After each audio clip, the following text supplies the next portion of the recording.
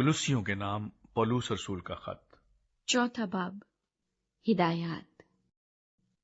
اے مالکو، اپنے نوکروں کے ساتھ یہ جان کر عدل و انصاف کرو کہ آسمان پر تمہارا بھی ایک مالک ہے۔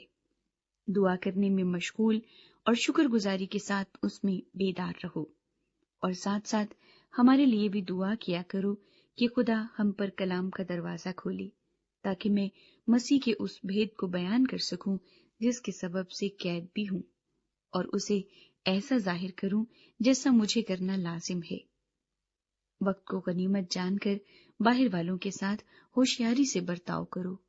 تمہارا کلام ہمیشہ ایسا پرفضل اور نمکین ہو کہ تمہیں ہر شخص کو مناسب جواب دینا آ جائے۔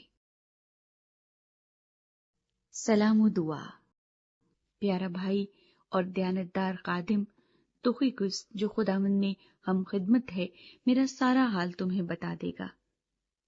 اسے میں نے اسی لیے تمہارے پاس بھیجا ہے کہ تم ہماری حالت سے واقف ہو جاؤ اور وہ تمہارے دلوں کو تسلی دے۔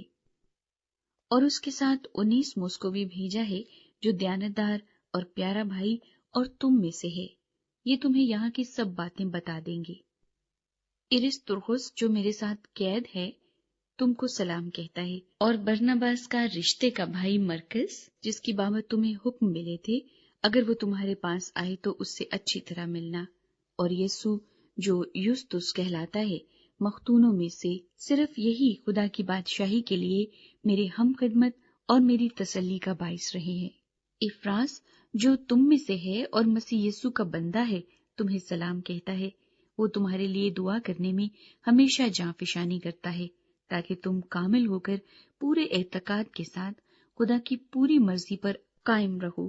میں اس کا گواہ ہوں کہ وہ تمہارے اور لودیکیا اور ہیراپولس کے لوگوں کے واسطے بڑی کوشش کرتا ہے۔ پیارا طبیب لوکا اور دیماس تمہیں سلام کہتے ہیں۔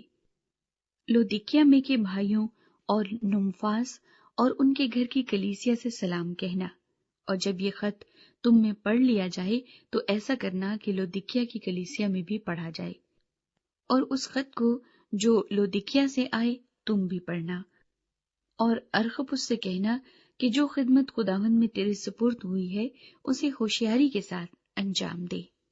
میں پولوس اپنے ہاتھ سے سلام لکھتا ہوں۔ میری زنجیروں کو یاد رکھنا۔